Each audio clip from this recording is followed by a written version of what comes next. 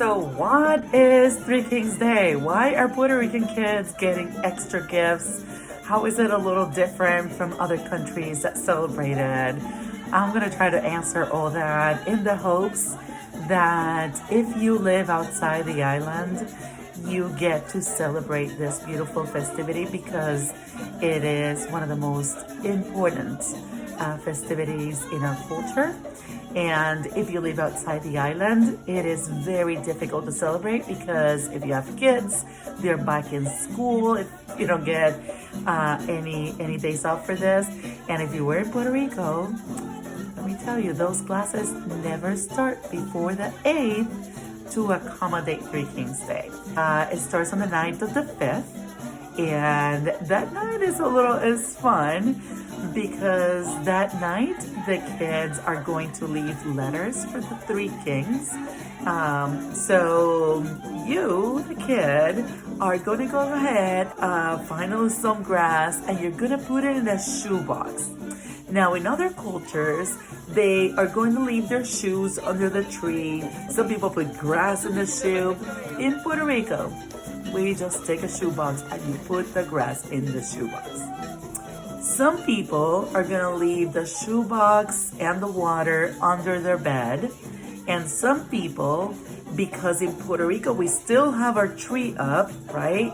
Because Christmas is not over until February 2nd, el Día de la Candelaria. So if you have your tree up, you can leave your shoe boxes under the tree along with a bucket of water because those camels are going to be thirsty and hungry, and it is your job to make sure they can continue this journey. The Three Kings are going to come that night, and the camels are so messy.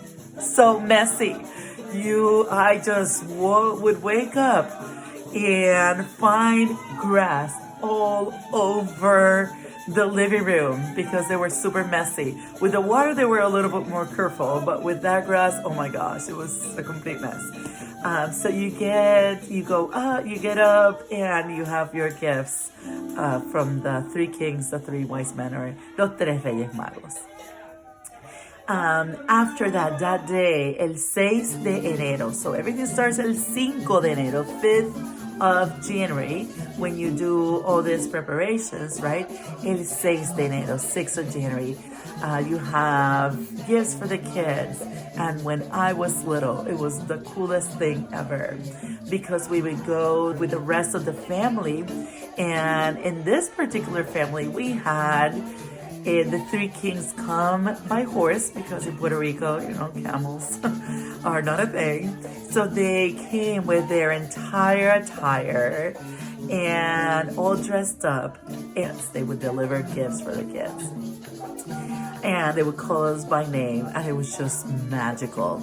In some families, we actually recreate the entire scene with the Virgin and Joseph, Jose, Maria, with the pastores, and the three, and that's when the Three Kings or the Three Magos, los Tres Reyes Magos, would arrive into the scene. It was just magical.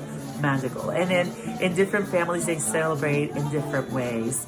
What we don't do, which is interesting, I'm not sure why we don't do this in Puerto Rico, but just in case you're curious, we do not have la rosca de Reyes. So in Spain, they have la rosca, which is the king's bread.